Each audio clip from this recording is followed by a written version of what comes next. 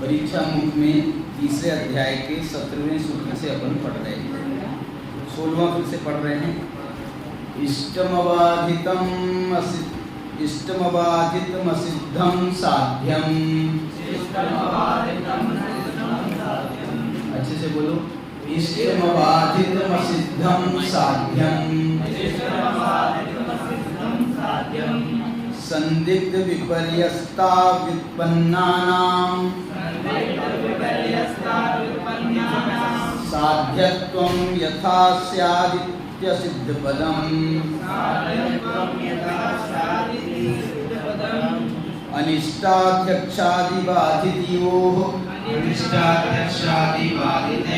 साध्यत्वं मा भूदिष्टाविबाधित वचनम्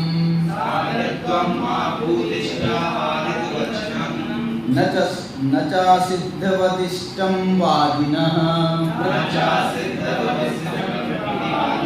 न च सिद्धवदिष्टं प्रतिवादिनः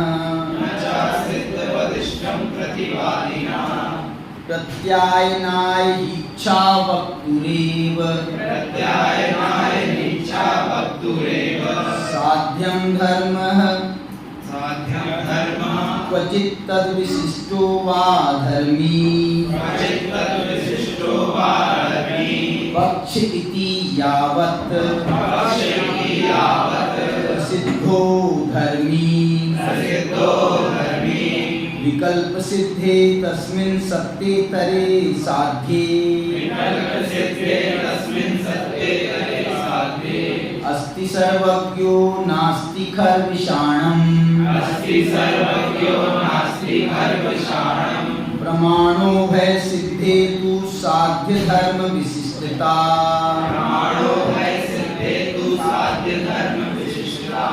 अग्निमानयं देशः परिणामी शब्द इति यथा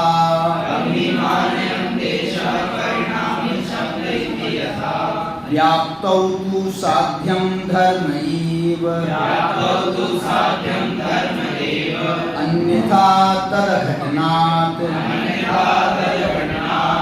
साध्याधार संदेहाप्नोदाय गम्यमानस्यापि पक्षस्य वचनम्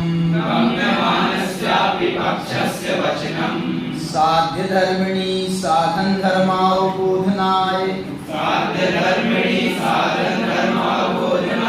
पक्ष धर्मोपसंहारवत् पूवा त्रिधा हेतुमुक्त्वा समर्थयमानो न पक्षयति एतद्द्वयमेवानुमानाङ्गं नोदाहरणम्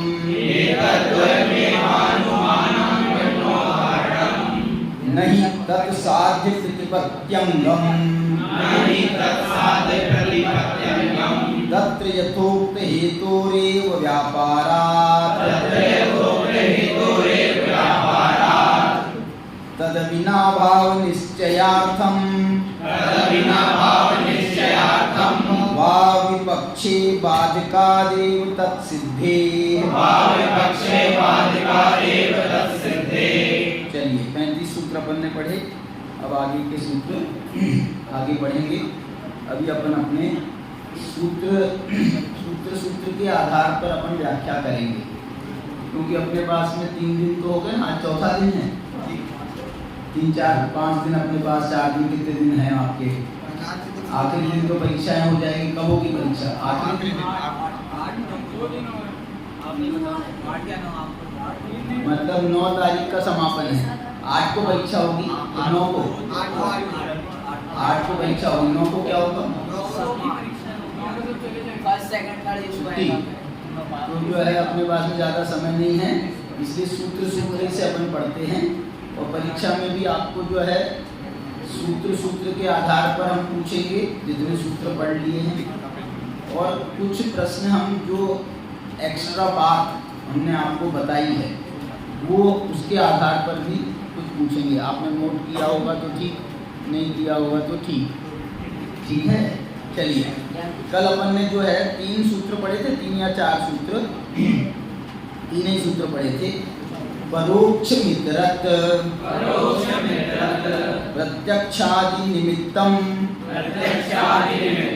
स्मृति प्रत्यभिज्ञान तर्कानुमानागम भेदम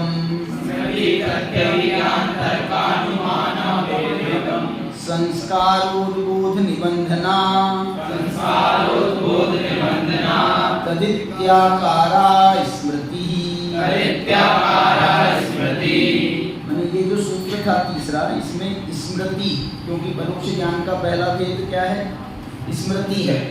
स्मृति ज्ञान का स्वरूप इस सूत्र के द्वारा बताया गया है और उसका एक उदाहरण भी दिया है चौथे सूत्र में। सदेव दत्तो यथा। देखो स्मृति और प्रत्यभिज्ञान में क्या अंतर है? अभी प्रत्यभिज्ञान का अपन और पढ़ते हैं। चलो प्रत्यभिज्ञान का सूत्र पढ़ो। दर्शन स्मरण कारकम संकलनम प्रत्यभिज्ञानम। अब इसके उदाहरण। तदेवेगम तत्सदृशम तद्विलक्षणम तत्प्रतियोगी इत्यादि। और उदाहरण। यथा सएवयं देवदत्तः। जो 5वां सूत्र था ना, उसमें प्रत्यभिज्ञान की परिभाषा भी और उसके जो भेद हैं, भेद उदाहरण तो बाद में दे रहे हैं, भेद बता दिए गए। तदेवेदम तत्सदृशम, इसके आधार पर फिर इसमें जो है उदाहरण दिए गए हैं। इसमें यथा सएवयं देवदत्तः, बोलो।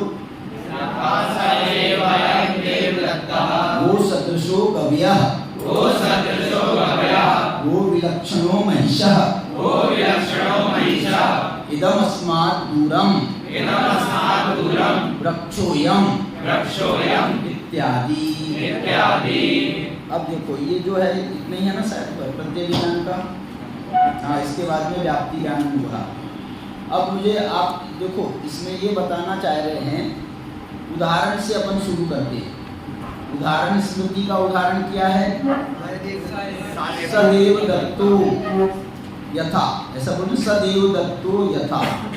और प्रत्यभिज्ञान का उदाहरण क्या है? प्रत्यभिज्ञान के उदाहरण बहुत सारे किए हैं उन्होंने, लेकिन एक उदाहरण इसको लेकर के अपन बात करेंगे।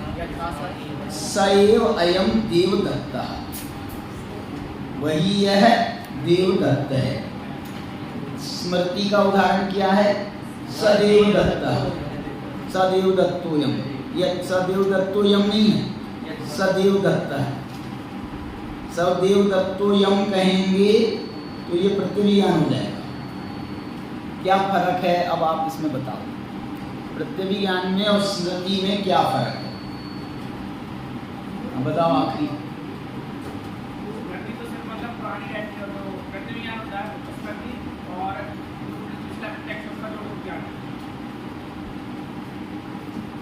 किसका प्रत्यक्ष? गलत, बोलो।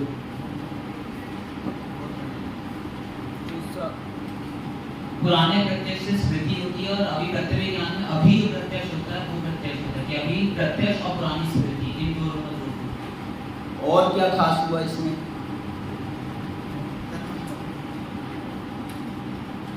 पुराने की स्मृति और अभी का प्रत्यक्ष, ये हुआ ना। इसके बाद में और क्या खास हुआ जब प्रत्यभिज्ञान नहीं हुआ? प्रत्यभिज्ञान का होगा जब इनका जोड़ ये नहीं है। हाँ, तो जोड़ रूप करो ना, संकलनात्मकम। इसमें जो प्रत्यभिज्ञान की परिभाषा है, दर्शन स्मरण कारणकम, ये तो पुराना दर्शन, पुराना स्मरण और वर्तमान का दर्शन। तुम्हारे में क्या फर्क आ रहा था? तुम पुराने का ही दर्शन कह रहे थे। पुराना का दर्शन कहाँ हो रहा है तुम्हारे? पुराने की तो आपको स्मृति हो रही है। दर्शन कब हुआ था? जब आपने पहले जब देखा था तब हुआ था दर्शन। अभी आपको पुराने का दर्शन नहीं हो रहा है, अभी आपको क्या हो रहा है? उस पुराने की तो स्मृति हो रही है। और दर्शन हो रहा है वर्तमान का। वर्तमान में उसी चीज़ का या उसके समान चीज़ का या उससे विलक्षण चीज का, वो बहुत प्रकार का प्रत्यभिज्ञान है। तो जो है उसके आधार पर ये दर्शन हुआ। ये तो दो सामग्री हुई है। अभी क्या मिला, ये पुरानी स्मृति और वर्तमान का दर्शन, इसकी तो सामग्री मिली है।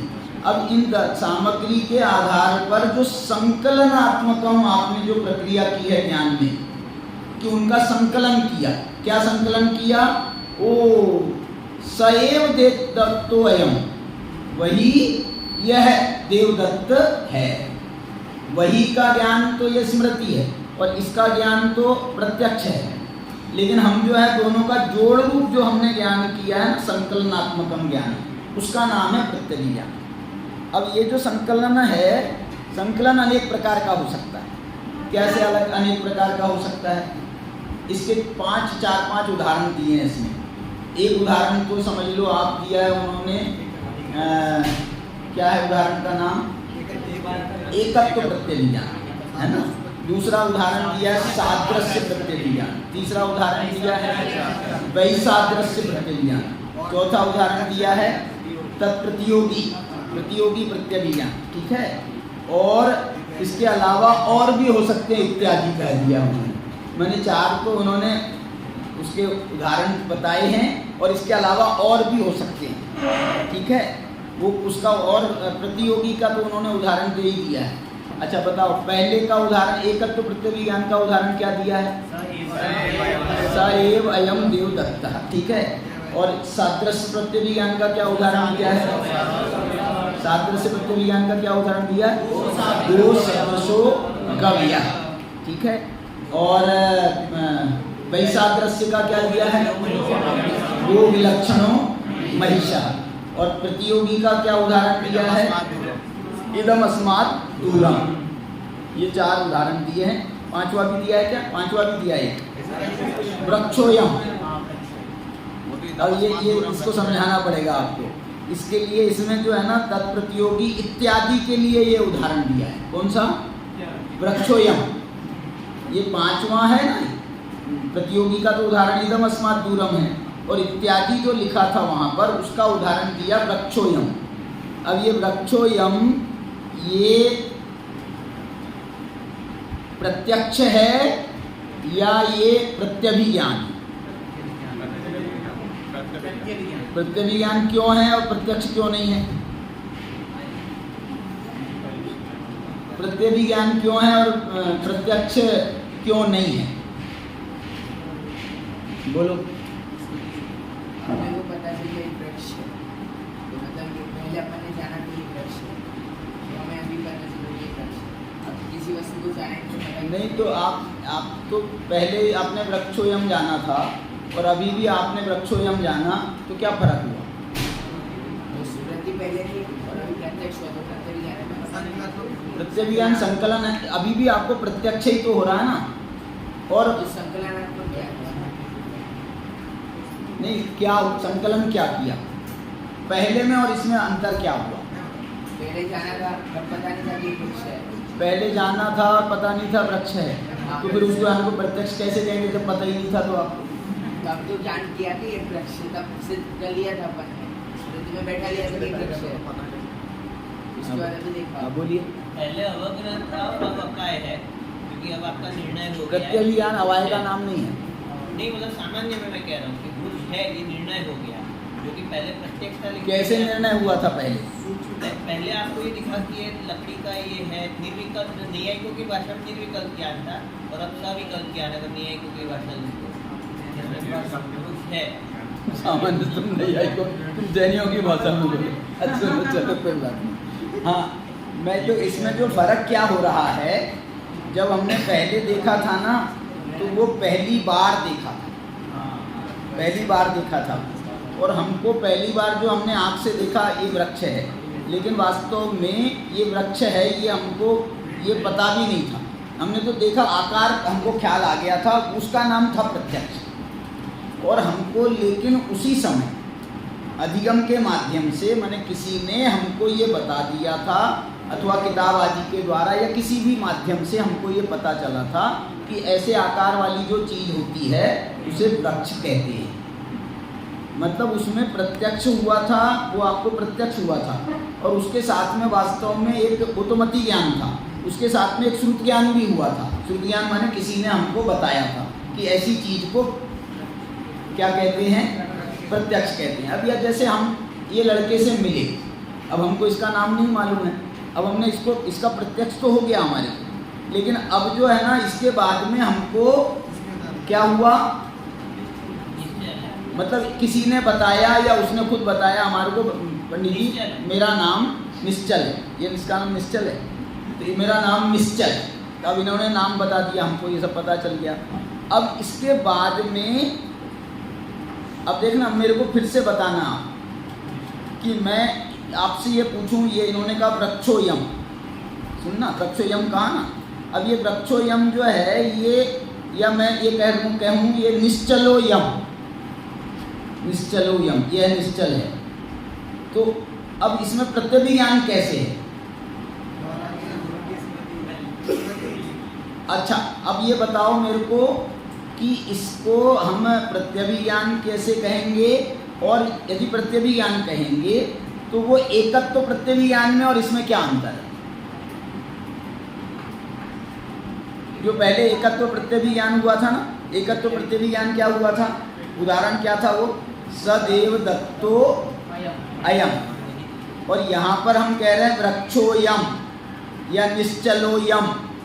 तो इसमें जो है क्या ये एकत्व प्रत्यभिज्ञान है या वो इत्यादि वाला जो एक अलग प्रकार का प्रत्यभिज्ञान बताना चाह रहे हैं वो है? बोलो। और महादेव जो वहाँ पे जो पहले पता था कि ये देवदत्त है, यहाँ पहले पता नहीं था कि निश्चल है, तो बताया किसी ने, फिर बाद में जो जो ज्ञान होगा, इसलिए नहीं मैं ये तो तुमने स्मृति क्या बोल रहा हूँ मैं, एकत्व प्रत्यभिज्ञान और ये जो 5वें नंबर का प्रत्यभिज्ञान, इसको अपन ने नाम कुछ नहीं दिया है, वृक्षोयम वाला प्रत्यभिज्ञान और सदैव दत्तोयम वाला प्रत्यभिज्ञान, इस दोनों में क्या अंतर है? मैं अंतर पूछ रहा हूँ, एकत्व प्रत्यभिज्ञान में और इस 5वें प्रत्यभिज्ञान में क्या अंतर है? वहाँ पे एकत्व में ये वही है ऐसा ज्ञान, ठीक है, और यहाँ ये निश्चल है। तो इस मतलब मैं समझ लिया, तो होना तो वहाँ भी दो चीज़ें चाहिए प्रत्यभिज्ञान में, कि वो पुरानी स्मृति और वर्तमान का प्रत्यक्ष, और यहाँ पर भी आपको दोनों चाहिए, नहीं तो बिना तो प्रत्यभिज्ञान बनेगा ही नहीं। भले हमने यहाँ पर ये कह दिया सदेव दत्तो यम, हम ये कह देंगे यहाँ पर स निश्चलोयम, तो स निश्चलोयम और निश्चलोयम इसमें क्या फर्क हुआ?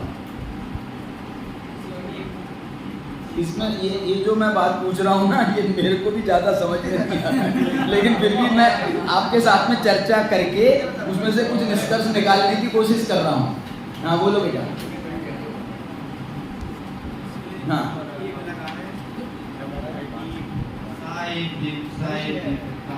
ये लगा कि निश्चय आत्मा की मैंने उसे देवदत्त देखा तो वही है, निश्चय है, तो यहाँ पर निश्चय के लिए जो अपन निश्चय जयपुर में मिला था, निश्चय है कि नागपुर जा जयपुर निकाल दिया। हाँ तुम बोलो, जल्दी बोलो।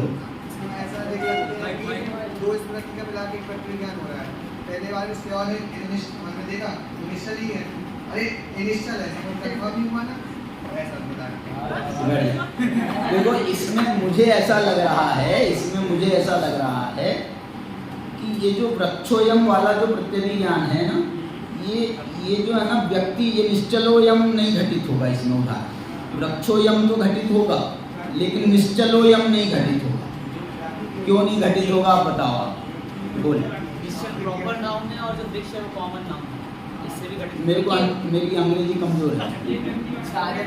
व्यक्तिवाचक है और ये जातिवाचक है, माने ये जातिवाचक प्रत्यभिज्ञान है, और सदैव दत्तोयम ये व्यक्तिवाचक प्रत्यभिज्ञान है। माने प्रत्यभिज्ञान में एकत्व प्रत्यभिज्ञान के भी दो माने डिवीजन करना पड़ेगा हमको। एकत्व प्रत्यभिज्ञान में एक व्यक्तिवाचक भी होता है और एक जातिवाचक होता है। माने ये कोई वृक्ष नहीं है, लेकिन जाति वही है, इसलिए एकत्व भी घटित हो रहा है इसमें। ये वृक्ष के समान नहीं है। क्या बोला? ये वृक्ष के समान नहीं है, वृक्ष है, ये वृक्ष के समान है क्या, लेकिन वही वाला वृक्ष नहीं है, वही वाला वृक्ष नहीं है, उसी जाति का दूसरा वृक्ष है। इसलिए जो है ना ये प्रत्यभिज्ञान का अलग प्रकार बन गया, और सोच लेना कोई दिक्कत नहीं है। चलिए, तो ये जो है ना स्मृति में और प्रत्यभिज्ञान में क्या अंतर बताया, फिर से एक बार रिवीजन करें। स्मृति में और प्रत्यभिज्ञान में क्या अंतर हो रहा है, बोल, खड़े हो जाओ, हाँ, हाथ ऊंचा करने की जरूरत नहीं है। स्मृति में और प्रत्यभिज्ञान में क्या अंतर है? एक बार जो ज्ञान हुआ उसका याद होना, मतलब वापस याद आना या उसे याद करना, वो स्मृति। प्रत्यभिज्ञान शक्ति। तुम बताओ लाल। स्मृति में तो अपन जब किसी वस्तु को पहली बार देखा तो मतलब अपने स्मरण में बैठ गए, और जब अपन स्मरण में कैसे बैठ गए? स्मरण तो अभी होता है, बैठती नहीं है स्मरण में, स्मरण में बैठती नहीं है, बैठती काय में है? धारणा में। शाबाश। धारणा का दूसरा नाम संस्कार। ये जो है ना, और ये संस्कार जो है, ये संस्कार बहुत प्रकार का होता है, संस्कार बहुत प्रकार का होता है। ये वाले संस्कार और दूसरे संस्कार में क्या अंतर बताना चाह रहा हूँ मैं? ये संस्कार ज्ञानात्मक संस्कार, और संस्कार जो है ना हमारे आचरण संबंधी संस्कार भी होता है, आदतों संबंधी संस्कार अलग होते हैं। संस्कार बहुत प्रकार के होते हैं। पूरा लिस्ट बता दीजिए ना एक बार। क्या पूरा लिस्ट बता दीजिए ना संस्कार का। मेरे को नहीं मालूम, मैं तो ऐसे ही बता रहा हूँ। मैं इसको आप ऐसा कह सकते हो, श्रद्धा का संस्कार, ज्ञान का संस्कार, चारित्र का संस्कार, बहुत सारे संस्कार आप बना सकते हो। वीर्य का संस्कार, और यदि हम सामान्य और दूसरी बात करें तो चलने का संस्कार। एक हमने एक संस्कार सुधा नाम की किताब छापी थी, संस्कार सुधा नागपुर से। तो वो संस्कार सुधा में हमने बहुत सारे संस्कारों की बात करी, सम्यक दर्शन ज्ञान चारित्र के संस्कार। तो जो है वो संस्कार जो है, मतलब आपकी धारणा में जो भी चीज़ आ जाए, वो धारणा ज्ञानात्मक भी हो सकती है और दूसरे प्रकार की। वैसे हम जैसे एक बच्चे को चलना सिखा रहे हैं, तो ये हम उसको संस्कार दे रहे हैं। अभी चलना सीखा नहीं है उसने, अभी चलना सीखा नहीं है, लेकिन हम जो चलना सिखा रहे हैं उसको इट्स कॉल्ड संस्कार। ये संस्कार दिया जा रहा है। अब ये संस्कार जो है परिपक्व होने पर अब खुद दौड़ने लगेगा, खुद चलने लगेगा। तो ये परिपक्वता है, उसका फल है। संस्कार एक प्रकार से कारण कह सकते हैं हम उसको, कारण कह सकते हैं संस्कार। क्या बोल रहे हैं? हाँ बोलो। ये अपन ज्ञान में संस्कार बता सकते हैं कि हर चीज का संस्कार का प्रक्रिया होता है। क्या क्या? हर प्रकार का संस्कार का प्रक्रिया होता है। ये हो सकता है प्रत्यभिज्ञान को प्रत्यभिज्ञान तो ज्ञानात्मक संस्कार को ही कहा जाएगा, क्योंकि प्रत्यभिज्ञान ज्ञान के ही भेद है। लेकिन जो दूसरे संस्कार हैं उनके कुछ और नाम रख देंगे, अपने पास में बहुत शब्द संग्रह है, कुछ और नाम रख देंगे, कोई दिक्कत नहीं। हाँ, क्या बता रहा था तू? प्रश्न क्या था? हाँ तो जब किसी वस्तु को पहली बार देखते हैं तो वो धारणा में बैठ जाती है, हाँ परंतु प्रत्यभिज्ञान में जो अपन ने धारणा में बिठा ली थी बात को, वो जब वापस याद आएगी तो उसको स्मृति बोलेंगे। और जब अपन किसी वस्तु को सामने प्रत्यक्ष देख रहे हैं और इन दोनों को मिला के जो ज्ञान होगा उसे प्रत्यभिज्ञान कहते हैं। तो संक्षेप में बता दो, स्मृति प्रत्यभिज्ञान में क्या अंतर हुआ? स्मृति जो अपन धारणा में नहीं, कहानी नहीं, सिर्फ डायरेक्ट कहानी नहीं बताओ। संक्षेप में कौन बताएगा? अब बताने को तैयार है। अच्छा तुम बताओ भाई साहब, ये बाल सुधार रहे हैं तुम यहाँ, क्या नाम है तुम्हारा? हिमांशु, बताओ। पूर्व की स्मृति को वर्तमान में आना, वो स्मृति रहेगी। पूर्व की स्मृति, उसका प्रत्यक्ष था, उसका वर्तमान में आना, वो स्मृति रहेगी। वो वर्तमान में जो हम सामने देखते हैं और इसको अभी पूर्व में देखा, उसका संतुलन होना, जोड़ होना हो गया। फर्क क्या हुआ? अच्छा इसको प्लस माइनस की भाषा में समझाओ, प्लस माइनस की भाषा में। स्मृति में तो सामने कोई वस्तु नहीं है, लेकिन प्रत्यभिज्ञान सामने वस्तु है। प्रत्यभिज्ञान में वर्तमान में एक चीज को हम देख रहे हैं, उसको देख करके या अथवा देखने अकेले से संबंध नहीं है इसका, मालूम? माने हम उदाहरण देखने से कर रहे हैं, लेकिन देखने से अकेले ये जो है ना, ये घटना आपकी स्पर्शन इंद्रिय के विषय में भी हो सकती है, रसना इंद्रिय के विषय में भी हो सकती है, घ्राण इंद्रिय के विषय में भी हो सकती है, चक्षु इंद्रिय के विषय में भी हो सकती है ना, कर्ण इंद्रिय के विषय में भी हो सकती है, मन संबंधी भी हो सकती है। मैंने बहुत सारे प्रकार बन सकते हैं। उदाहरण अपन स्थूल दे रहे हैं, इसलिए अपन चक्षु इंद्रिय से अधिकांश उदाहरण अपने चक्षु इंद्रिय संबंधी है, ठीक है ना। तो इसमें प्रत्यभिज्ञान में वर्तमान को हम देखते हैं ना, किसी चीज को, उसको देख करके हमको पुरानी स्मृति आती है, माने पुरानी उसका याद आती है, तो वो याद आ रही है वर्तमान में, याद आ रही है वर्तमान में, और देख भी रहे हैं वर्तमान में। ये दोनों घटनाएं घट रही हैं वर्तमान में, लेकिन जो है ना पुरानी जो धारणा है वो हमको याद आ जाती है। इस कारण से ये तो प्रत्यभिज्ञान कहलाता है। स्मृति कैसी होती है? स्मृति जो है ना वो अपने आप उभर जाती है। उसके लिए इसमें क्या कहा था? स्मृति के लिए परिभाषा में भी उन्होंने ये बात डाली थी। क्या बोला था? संस्कारोद्बोध निबंधन, माने संस्कार का उद्बोध हो गया, अचानक याद आ गई, अचानक याद। माने आपको यदि कोई जरा सी भी आपने कोई दूसरी चीज देखी है और उससे यदि आपको स्मृति आई है, तो ये स्मृति नहीं कहलाएगी, ये प्रत्यभिज्ञान कहलाएगा। यदि कोई चीज आपने देख करके आपको याद आई है तो इस प्रत्यभिज्ञान कहलाएगा। और बिना उसके अचानक याद आ जाए, जैसे अपने को स्वप्न आता है, कभी कभी स्वप्न को अपन क्या स्मृति में कह सकते हैं, कोई स्मृति में भी डाल सकते हैं, और बिना स्मृति का भी स्वप्न आ जाता है अचानक। तो स्वप्न तो कुछ भी हो सकता है, लेकिन स्मृति जो है ना वो अचानक होती है। कैसे होती है? तदित्याकारा, कल बताया था, ऐसा याद आ गया अचानक। कैसे होता है अचानक याद, कैसे आती है? उदाहरण और बता सकते हो आप?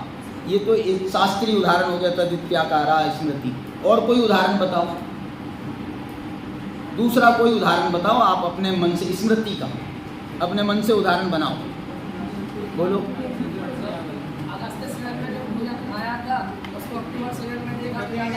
ये प्रत्यभिज्ञान है क्या स्मृति है? ऐसा याद आना चाहिए अचानक। रात को वहाँ पर कमरे में बैठे हैं, अचानक याद आ जाए, और ये क्या खाना था यार, क्या खाना था। अभी कोई बात नहीं चल रही है उसकी, यदि कोई बात चल रही हो और उसके आधार पर याद आएगा तो प्रत्यभिज्ञान हो जाएगा। आपको अचानक ऐसी याद आ जाए, बैठे ठाले बैठे। इसलिए मैं कह रहा हूँ स्मृति। अच्छा बताओ, स्मृति अकेला स्मृति ज्ञान ज़्यादा पावरफुल है कि प्रत्यभिज्ञान ज़्यादा पावरफुल है? स्मृति ज्ञान जो है वो ज़्यादा पावरफुल है, क्योंकि इसमें तो एक सहारा मिल गया ना हमको, तिनके का सहारा मिल गया प्रत्यभिज्ञान को। लेकिन अकेला स्मृति जो है वो अपने आप याद आना, उसका नाम स्मृति है। और सामान्य भाषा में ये स्मृति और प्रत्यभिज्ञान का अंतर किया नहीं जाता है। सामान्य में तो जो प्रत्यभिज्ञान है ना उसको भी हम स्मृति कहते हैं कि साहब हमको याद आ गई, आपको देख करके हमको याद आ गई, तो इसको प्रत्यभिज्ञान कहेंगे कि याद आ गई अकेले स्मृति कहेंगे? प्रत्यभिज्ञान कहेंगे। लेकिन हमारे शास्त्रों में इसका भेद कर दिया गया है। लोक व्यवहार इतना भेद नहीं करता है स्मृति और प्रत्यभिज्ञान में, तो लोक व्यवहार में उसी को स्मृति भी कह दिया जाता है। इसका उदाहरण मैं आपको अच्छा ऐसा दे सकता हूँ। हाँ बोलो, आप कोई बढ़िया उदाहरण, ऐसा उदाहरण दो कि आपको याद आ जाए। याद आए कि मैं हॉस्टल में तो बहुत हो जाता। देखो हाँ ऐसा भी हो सकता है। मैं उसके लिए आपको उदाहरण में ऐसा देना चाहता हूँ कि जैसे माँ है, माँ, उसको जो है ना कोई सहारा नहीं चाहिए अपने बेटे को याद करने के लिए। तुमको देख करके बेटे की याद नहीं आ रही है उसको तो वैसे ही, और याद क्या नहीं आ रही है, वो तो कभी भूल ही नहीं रही। क्या हो गया, तुम यहाँ पढ़ने आ गए, अब तुम्हारी मम्मी को वहाँ याद आ रही कि नहीं आ रही? तो उसके लिए कोई सहारे की ज़रूरत है, उनको प्रत्यभिज्ञान की ज़रूरत है? उनको प्रत्यभिज्ञान की कोई ज़रूरत नहीं है। उनको तो जो है लगातार वो जो है स्मृति में बनी रहती है। तो ये जो है स्मृति, ऐसा जो उदाहरण है ना, और एक और स्मृति का उदाहरण इसमें दिया है। मालूम क्या स्मृति का उदाहरण दिया है? इसी में है शायद, तो प्रमेय रत्नमाला में उदाहरण है। वो उदाहरण है, बता सकते हो तुम एक उदाहरण? वो अंधे जेल का उदाहरण है, जेल का है, अंधकार का उदाहरण है। वो एक श्लोक दिया है इसमें, हैं? नहीं, वो उसको भी वो याद नहीं, उसको उदाहरण याद आ रहा है। श्लोक बताओ। हाँ बोल। श्लोक ये है, तमसि सूची च मुखाग्र दुर्भेद्ये मयि च निमीलित नयने तथापि कांताननं व्यक्तम्। एक इसके पहले का एक पद छूट गया, चलो अब छोड़ो।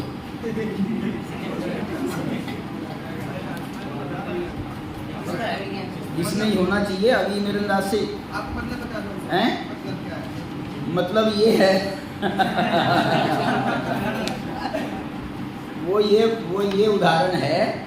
स्मृति का उदाहरण ऐसा भी हो सकता है, लेकिन इसको भी हम प्रत्यभिज्ञान में कहेंगे।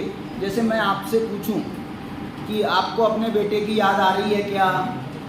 सुनना, आपको अपने बेटे की याद आ रही है क्या? और आप बोलो कि हाँ हाँ याद आ रही है, तो इस ज्ञान को स्मृति ज्ञान कहेंगे, प्रत्यभिज्ञान कहेंगे।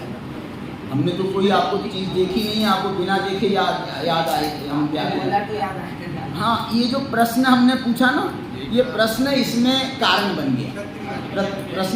प्रश्न का प्रत्यक्ष हो गया और उसके आधार पर स्मृति हुई है।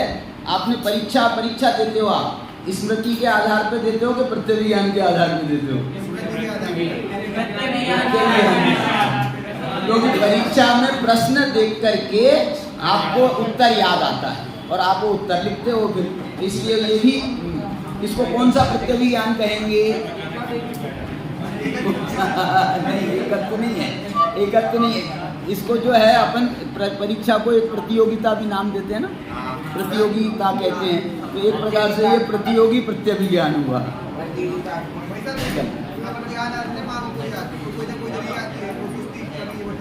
मैंने तुम्हारी बात सुनी नहीं है, आगे चलो। अगला जो है, ये अपन ने स्मृति प्रत्यभिज्ञान की खूब चर्चा कर ली। इसमें एक और उदाहरण हो सकता है कि एकत्व प्रत्यभिज्ञान और सादृश्य प्रत्यभिज्ञान में क्या अंतर होता है। सबसे आखिरी, एकत्व प्रत्यभिज्ञान और सादृश्य प्रत्यभिज्ञान में क्या अंतर होता है?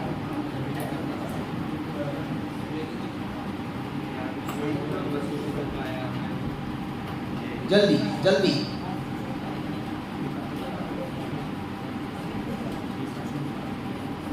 चलो दूसरा बता भैया, तू बता। मेरे पास इतना टाइम नहीं है बेटा, तुम सोचते रहोगे तो फिर तो हो गया कल्याण। हाँ बोलो, अब तुम पूछ के उत्तर दे रहे हो। एकत्व प्रत्यभिज्ञान और सादृश्य प्रत्यभिज्ञान में अंतर, आखिरी लास्ट। हाँ बोलो।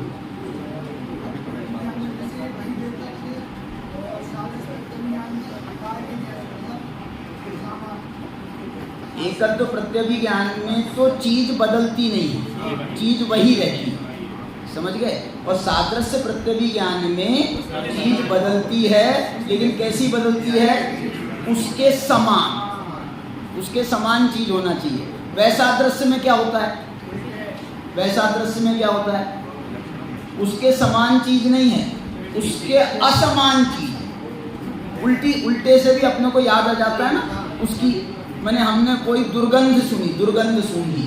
अब दुर्गंध सूंघी तो उससे हमको सुगंध की याद आ गई, पुरानी कोई सुगंध की। अरे यार, यहाँ की इतनी दुर्गंध है और वहाँ की सुगंध, ये वैसादृश्य हुआ। ठीक है, ये वैसादृश्य। प्रतियोगी में क्या हो रहा है? प्रतियोगी में एक प्रतिस्पर्धा हो रही है, ये इससे दूर है, ये इससे पास है। ऐसे ही मैं इसको जो परीक्षा के प्रश्न को भी इसको है ना प्रतियोगी में डाल रहा हूँ। क्यों प्रतियोगी में डाल रहा हूँ? इस प्रश्न का उत्तर ये सही नहीं है, ये सही है।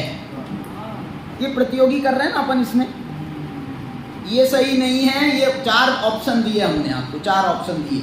तो पहला सही है कि दूसरा सही है कि तीसरा सही है कि चौथा सही है। तुम्हारी ऐसी परीक्षा लूँ मैं इस बार? हाँ चलेगा। कैसी? सुनो तो सही।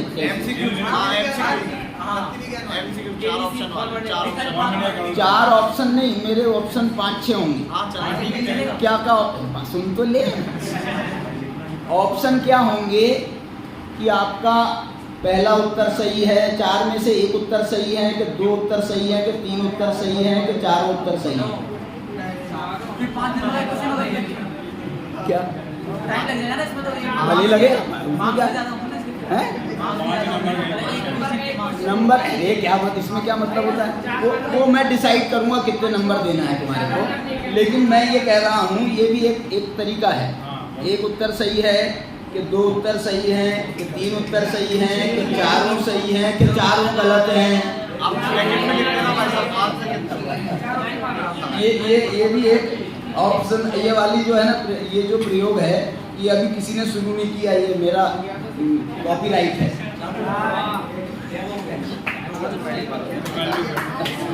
हाँ, अब अगला चलते हैं अपन। अगला मेरा ये प्रश्न है कि जैसे अभी कोई 25 साल का युवक है, बच्चा है 25 साल का, और उसे 10 साल का दे 15 साल की उम्र में, तो ये कौन सा ज्ञान? ये बहुत अच्छा प्रश्न है, इसका प्रश्न बहुत अच्छा है। क्या प्रश्न है इसका? प्रश्न तुमको प्रश्न समझ में आया क्या? क्या उत्तर, क्या समझ में आया प्रश्न? उन्होंने कहा कि 25 साल का कोई युवक है, उसको 10 साल पूर्व का आ रहा है ज्ञान में, तो वो क्या होगा? ये एकत्व है ना, वही आदमी तो हमने 15 साल पहले देखा था और आज भी हम वही देख रहे हैं। सुनो, हाँ ये सही है। हैं? क्या बोले? हमने तो 10 साल पहले छोटी उम्र में देखा था। हाँ। 25 साल की उम्र से बड़ा देखा है। नहीं, आप जो है ना, देखो इसमें जो है ना, व्यक्ति की जब अपन बात करेंगे ना, इसमें आप सही कह रहे हो, अंतर पड़ेगा। लेकिन एक बात सुनो, आपने कल देखा था और उसी व्यक्ति को आज आपने देखा, तो आप इसमें भी तो 1 दिन का अंतर पड़ गया। अब 15 साल का अंतर पड़ा, तो यहाँ 1 दिन का अंतर पड़ा, क्या फर्क हुआ? एकत्व प्रत्यय। इसलिए यदि व्यक्ति वही है तो एकत्व है, व्यक्ति बदल गए हैं तो सादृश्य होगा, वैसादृश्य होगा, उपयोगी होगा, वो बहुत प्रकार का हो सकता है। क्या देखा? कम ज्यादा, कल दोगला देखा था, आज मोटा देखा, ऐसा कोई बात, कोई फर्क नहीं पड़ता। एकत्व में जाए, व्यक्ति यदि बदला नहीं है तो एकत्व में जाएगा। अब इस एकत्व प्रत्यय ज्ञान के हम बहुत सारे और भेद कर सकते हैं। मोटे पतले से कर देना, ऊंचे लंबे ऊंचे से कर देना, उम्र के द्वारा कर देना। अब एकत्व के और बहुत सारे भेद कर सकते हैं। एकत्व सभी एक ही प्रकार का नहीं होगा। अरे ज्ञान की हजारों वैरायटियाँ हैं और हम तो जो है ना, इसको एक प्रकार से उसको समराइज कर रहे हैं और उसको थोड़ा सा डिवीजन करके जातियां बना रहे हैं हम एक प्रकार से। ये एकत्व की जाति है, ये सादृश्य की जाति है, ये वैसादृश्य की जाति है, लेकिन एक के बहुत सारे भेद भी बन सकते हैं। बैठ जा, अभी बैठ जा, आगे चलेंगे अपन। चलिए आगे। उपलम्भान उपलम्भ निमित्तम व्याप्ति ज्ञान मूह।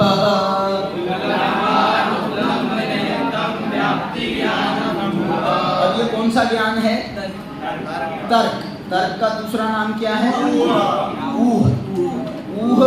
ऊह शब्द से तर्क का क्या लेना देना है? ऊह शब्द से उसको थोड़ा सा समझा दोगे तो आपको याद रहेगा। बोलो। हाँ, व्यवहार में हम कहते हैं ना ऊहापोह करना। तो ये जो है ना तर्क, ऊहापोह माने तर्क वितर्क करना। तो ऊह माने क्या हुआ? तर्क। और ऊह और अपोह माने क्या हुआ? वितर्क। नहीं, कुतर्क नहीं। ऊहापोह में जरूरी नहीं है कुतर्क है, तर्क वितर्क। वितर्क माने कुतर्क नहीं होता। वितर्क माने प्रश्न पे दूसरा, जैसे वो कर रहा था अभी वितर्क मेरे साथ में, मैंने उसको वितर्क करने से रोक दिया। तो जो है ना, ये तर्क वितर्क एक अलग चीज़ होती है, ठीक है। कुतर्क अलग चीज़ होती है। कुतर्क माने मिथ्या, मिथ्या तर्क का नाम कुतर्क है और विशेष तर्क का नाम वितर्क है। विशेष तर्क का नाम वितर्क है। हाँ बोलो। जैसा अपन ने बोला था ऊहापोह, तो ऊहापोह तो हो गया तर्क वितर्क, और फिर अगर अपन बोले ऊहापोह तो वो कुतर्क। ऊहापोह यही है, ऊह प्लस अपोह का नाम ऊहापोह है। और सोचना, व्याकरण से सोच लेना और कुछ उसमें से विशेष बात निकलेगी। आज आगे चलें। अब देखो, व्याप्ति ज्ञान का नाम ऊह कहलाता है। क्या कहलाता है? ऊह। किसका नाम कहलाता है? व्याप्ति ज्ञान। व्याप्ति का नाम ऊह नहीं है, व्याप्ति के ज्ञान का नाम ऊह। व्याप्ति और व्याप्ति ज्ञान में क्या अंतर है? ये वही अंतर है जैसे अर्थ और अर्थ के ज्ञान में अंतर है, अर्थ और अर्थ के ज्ञान में अंतर है। ऐसी व्याप्ति तो पदार्थों में घटित होती है, वस्तुओं में घटित होती है, और उसकी व्याप्ति का जब हमको ज्ञान हो जाता है तो उस ज्ञान का नाम क्या कहलाता है? ऊह कहलाता है अथवा तर्क कहलाता है। माने ये तर्क जो होता है ना, कभी भी तर्क कब क्या काम करता है? व्याप्ति के आधार पर तर्क काम करता है। यदि आपको व्याप्ति का ज्ञान नहीं है, आप बिना व्याप्ति के तर्क कर रहे हो, बिना व्याप्ति के तर्क कर रहे हो, तो ये आपका जो है ये तर्काभास है। बिना व्याप्ति के आधार पर आप तर्क कर रहे हो, माने आपकी व्याप्ति, आपका जो तर्क है ना, वो खुद ही उसमें व्याप्ति नहीं घट रही है। तो जब उसमें व्याप्ति नहीं घट रही है तो फिर वो आपकी बात क्या सिद्ध करेगा? आपका तो उसको तर्काभास में चला जाएगा। ठीक है। अब ये व्याप्ति कब होती है, कैसे घटित होती है? तो उसके लिए कह रहे हैं उपलम्भानुपलम्भ निमित्तम। उपलम्भ किसे कहेंगे, अनुपलम्भ किसे कहेंगे? अन्वय व्याप्ति में उपलम्भ घटित होगा और व्यतिरेक व्याप्ति में अनुपलम्भ घटित होगा। माने अस्थि परक बात करेंगे तो उपलम्भ से बात समझ में आएगी, नास्ति परक बात करेंगे क्योंकि नास्ति परक भी तर्क होते हैं और अस्थि परक भी तर्क होते हैं। अभी आपके जब ये हेतुओं का भेद आएंगे ना, तो उसमें उपलम्भ हेतु, अनुपलम्भ हेतु, उपलम्भानुपलम्भ हेतु, ऐसे बहुत 4 प्रकार के हेतु आएंगे। तो इस प्रकार से भी इसमें घटित हो जाता है। अब देखो, ये उपलम्भ अनुपलम्भ क्या कैसे समझ में आता है कि कोई चीज़ हमने एक बार देखी और उसके साथ में एक दूसरी चीज़ को भी हमने उसी के साथ देखा। क्या बोला? एक चीज़ को हमने देखा और उसके साथ में दूसरी चीज़ को भी उसके साथ में देखा, और ऐसी बात हमने 50 बार देखा। उसको देखा, उसके साथ में उसको भी देखा, उसको देखा, उसके साथ में उसको भी देखा।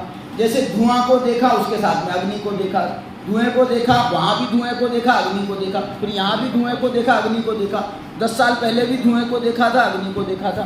तो ऐसा जो हमने 50 बार उसके हमने प्रैक्टिकल कर लिए, तो ये क्या कहलाता है? ये व्याप्ति कहलाती है। और ये व्याप्ति हमारे ख्याल में आ जाए, हमारे ज्ञान में आ जाए, तब वो व्याप्ति का ज्ञान कहलाता है। और ऐसे ही अनुपलम्भ में भी होता है। अनुपलम्भ में क्या होता है कि जैसे हमने अग्नि देखी, लेकिन हमेशा ठंडी कभी नहीं देखी, अग्नि देखी लेकिन ठंडी नहीं देखी, अग्नि देखी लेकिन ठंडी नहीं देखी। तो इसमें हमने कौन सा व्याप्ति बैठ गई? अनुपलम्भ की व्याप्ति बैठ गई कि अग्नि के साथ में ठंडे पने की अनुपलब्धि। तो ये ऐसा जो है व्याप्ति अनेक प्रकार से घटित, उपलम्भ प्रकार से भी घटित हो जाती है, अनुपलम्भ से भी घटित हो जाती है। और इसका जब हमको एक प्रकार का मतलब, एक प्रकार से आप ऐसा समझ लो, तर्क हम किसे कहेंगे? फार्मूले को अपन कहेंगे तर्क। किसे कहेंगे? फार्मूला जब बन जाता है ना, H2O, माने हमेशा जब 2 हाइड्रोजन के परमाणु और 1 ऑक्सीजन का परमाणु मिल रहे हैं, हमेशा पानी रिजल्ट में आ रहा है। तो ये जो है ये व्याप्ति हो गई और इस व्याप्ति का हमको ज्ञान हो गया। तो अब ये व्याप्ति ज्ञान हमारा, ये इसको मालूम क्या लिखा है? व्याप्ति के लिए एक शब्द बहुत अच्छा आता है और उसको लिखा है सर्वोपसंहारवती व्याप्ति। ये व्याप्ति की एक बड़ी परिभाषा है। क्या बोला? सर्वोपसंहारवती व्याप्ति। माने क्या? कि व्याप्ति में पूरे विश्व का उपसंहार कर लिया जाता है, माने पूरा विश्व समाहित हो जाता है एक प्रकार से। उस पर्टिकुलर पॉइंट की अपेक्षा से ये पूरे विश्व को अपने आप में समेट लेता है, इसलिए सर्वोपसंहारवती व्याप्ति। ये भी शायद सूत्र है क्या? न्याय दीपिका में आता है। चलो आज की चर्चा को यहीं विराम देते हैं। हमारे पंडित जी साहब आ गए हैं, आप उनसे श्रोतावतार की चर्चा सुनिए। आओ भाई साहब।